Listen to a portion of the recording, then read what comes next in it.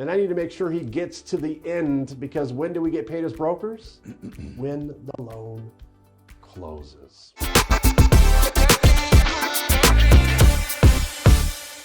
The follow-up. This is, in my opinion, one of those areas that is most overlooked. But you work with these brokers daily, Gary. So talk to us about follow-up. Yeah, as we could talk about time management, as we could talk about, organization, as we could talk about, folks, follow-up is probably one of the most important things. People will put up with a lot, but they will not put up with being ignored. Follow-up, right? So as a broker, one thing I'm going to teach you is to make sure you're following up every day. I don't care if there's been a change in the filing. There could have nothing have changed. You still could be waiting on the evaluation. We could still be waiting on the application. I am going to send an update every single day.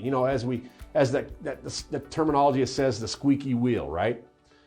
Folks, as a broker, I'm going to teach you to be the squeaky wheel, because the quickest way you can get a deal done, the quickest way you can get paid is being the squeaky wheel. Where's my documentation? Where's my everything? If a client is calling you and say, hey, where are we at with this deal? That's telling me you're not following up. Now, this lead is warm. They're interested in getting this loan closed quickly, and they want to move quick. They're private money borrowers. They're not conventional. They don't want to wait 60, 90 days. They want to get it done and get it started. Most of these loans that you're going to be brokering need rehab. And we got to get that rehab in there. We got to get that contractor in there. We got to get that contractor working, because if the contractor's not working, they're going to go find another deal, because they got to put food on the table. So speed is everything here, right? But it all comes up with the follow-up, making your appointments, scheduling appointments, making the appointments, collecting the documents, contacting the lender, say, where are we at with the evaluation? Where are we at with title? Where are we at with the insurance? When is closing going to happen? Right?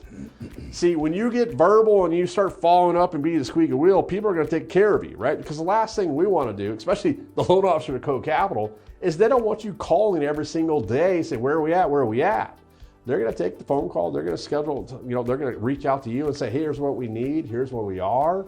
Even if it's tomorrow, Gary, nothing has changed. We're still waiting on the evaluation, right? It could be a simple, quick message.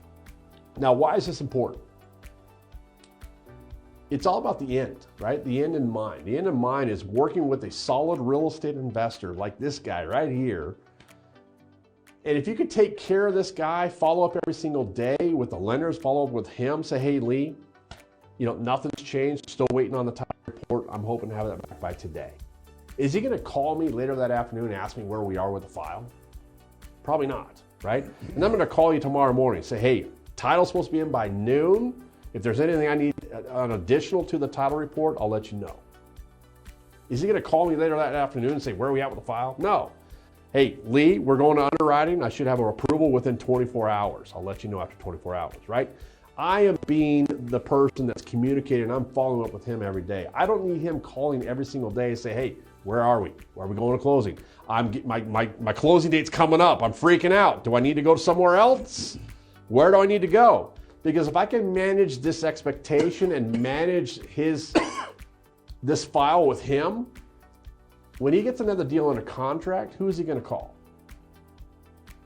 If I do everything correctly and I manage and follow up with them on a consistent basis, he's going to call me, the broker. He's not going to Google private money. So in my opinion, Lee, to make the most money as a private money broker, it's all about follow-up. So what does that mean? That means we got to schedule our times to follow up, right? As we talk about time management and organization, one of the big rocks means follow up with your current clients. Okay, why? Well, I like to call it low-hanging fruit. He's already agreed to move forward. He's already filled out my application. He's already filled out the fee agreement. We've already got a lender identified. He's probably already paid the application fee. He's already paid for the evaluation. He is locked in. And I need to make sure he gets to the end, because when do we get paid as brokers? When the loan closes.